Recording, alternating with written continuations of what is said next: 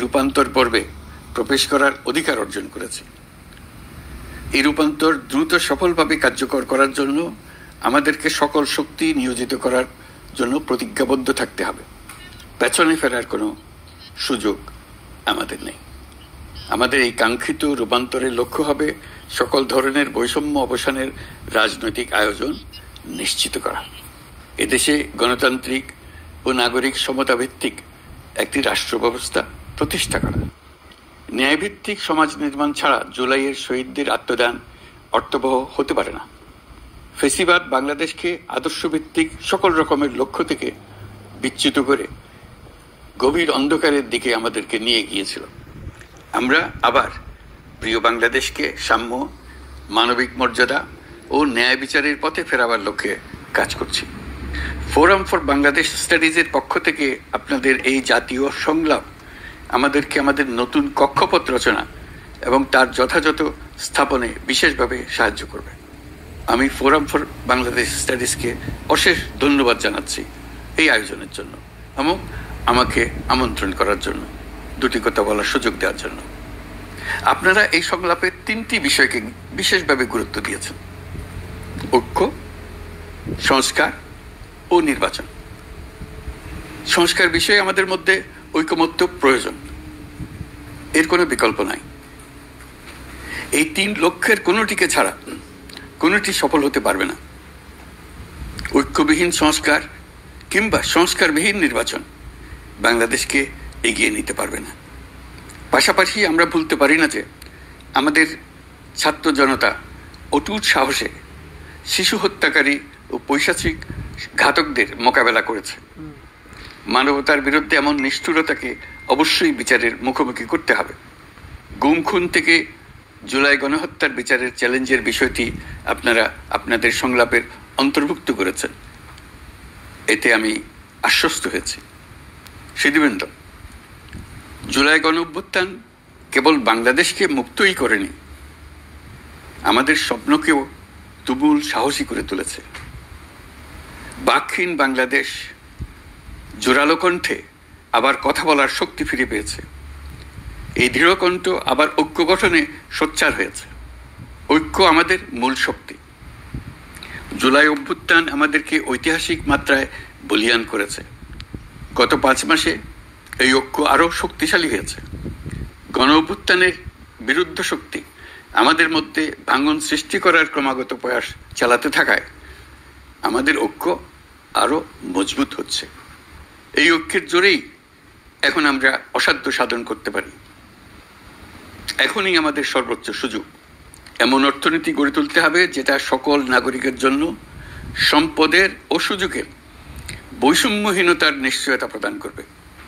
যত নিম্ন আয়ের পরিবারেই জন্মগ্রহণ করুক না কেন, প্রতিটি নাগরিকের, তিনি নারী হোক আর পুরুষই হোক, তিনি যেন বিনা বাধায় তো বটেই, বরং রাষ্ট্রের আয়োজনে তার সৃজনশীলতা প্রকাশ করে যে কোনো পর্যায়ের উদ্যোক্তা হতে পারেন, অথবা তিনি যে কোনো ধরনের কর্মজীবন চান তাই বেছে নিতে পারবেন। এমন রাজনৈতিক ও রাষ্ট্রীয় পরিবেশ থাকবে যেখানে সংখ্যালঘু সংখ্যাগুরু এই পরিচিতি অবান্তর হয়ে পড়বে। সবার একটিই পরিচয়, আমি বাংলাদেশের নাগরিক এবং রাষ্ট্র আমাকে আমার সকল অধিকার প্রদান করতে বাধ্য। রাষ্ট্রের কাছে এবং অন্য নাগরিকের কাছে আমার অন্য কোনো পরিচয় দেবার প্রয়োজন হবে না, যেখানে ব্যক্তিবন্দনার কোনো সুযোগ থাকবে না। দেশের ভেতরে বা বাইরে প্রভুভৃত্তির কোনো সম্পর্কের সুযোগ থাকবে না। আমরা বাংলাদেশের নাগরিক হবার সুবাদে হব বিশ্ব নাগরিক। দেশের মঙ্গল সাধন করা যেমন হবে আমাদের নাগরিক দায়িত্ব, তেমনি বিশ্বের মঙ্গল সাধন করাও আমাদের কর্তব্য। এই দায়িত্ব আমরা সমানভাবে পালন করব। আমাদের তরুণ তরুণীরা দ্রুত এই 2 দায়িত্ব সমানভাবে পালন করার জন্য প্রস্তুতি নেবে। প্রিয় সহনাগরিকবৃন্দ,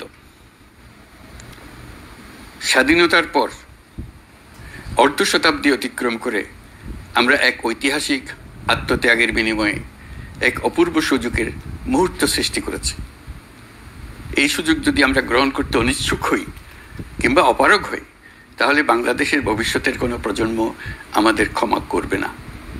আজকের সংলাপের মূল লক্ষ্য হল সবার পক্ষ থেকে সর্বোচ্চ কণ্ঠে ঘোষণা দেওয়া যে আমরা এই সুযোগ কিছুতেই হাতছাড়া হতে দেব না।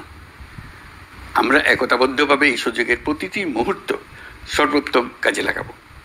সংস্কারের যে মহান দায়িত্ব ঐতিহাসিক কারণে আমাদের কাছে এসে গেছে, এই দায়িত্ব আমাদের প্রত্যেককে, প্রতি নাগরিককে, রাজনৈতিক দলকে, প্রতিটি সামাজিক, অর্থনৈতিক, ব্যবসায়িক এবং ধর্মীয় জনগোষ্ঠীর প্রত্যেককে দৃঢ়তার সঙ্গে সংস্কারের মহাযজ্ঞে আনন্দের সঙ্গে ঝাঁপিয়ে পড়তে হবে।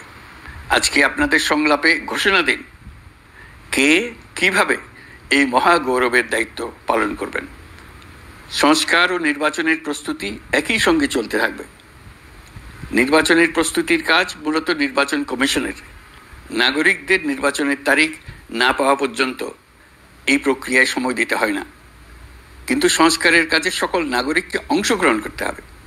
যারা ভোটার তারা তো অংশগ্রহণ করবেনই, তার সঙ্গে যারা ভবিষ্যতে ভোটার হবেন তারাও সর্বাত্মকভাবে সংস্কারের কাজে নিজেদেরকে নিয়োজিত করুন।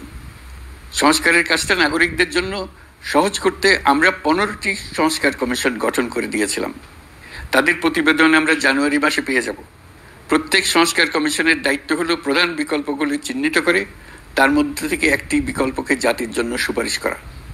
যার যার ক্ষেত্রে সংস্কারের মাধ্যমে ভবিষ্যৎ কিভাবে রচিত হবে তা বিভিন্ন পক্ষের মতামত নিয়ে সুপারিশমালা তৈরি করে দেওয়া, নাগরিকের পক্ষে মতামত স্থির করা সহজ করে দেওয়া।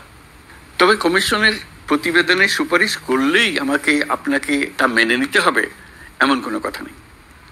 এই জন্য সর্বশেষ পর্যায়ে জাতীয় ঐকমত্য গঠন কমিশন গঠন করা হয়েছে। যেমন একটা উদাহরণ দিই, কোন বয়সে একজন নাগরিক ভোটার হতে পারবেন তার জন্য নানা দেশে নানা বয়স নির্ধারণ করা আছে। নির্বাচন সংস্কার কমিশন নিশ্চয়ই এরকম একটা বয়স সুপারিশ করবে। সে বয়স আমার পছন্দ হতেও পারে, নাও হতে পারে। ধরুন আমি তরুণদের তাড়াতাড়ি ভোটার করার পক্ষে। যে যত তরুণ, পরিবর্তনের প্রতি তার আগ্রহ তত বেশি, এই হলো আমার যুক্তি।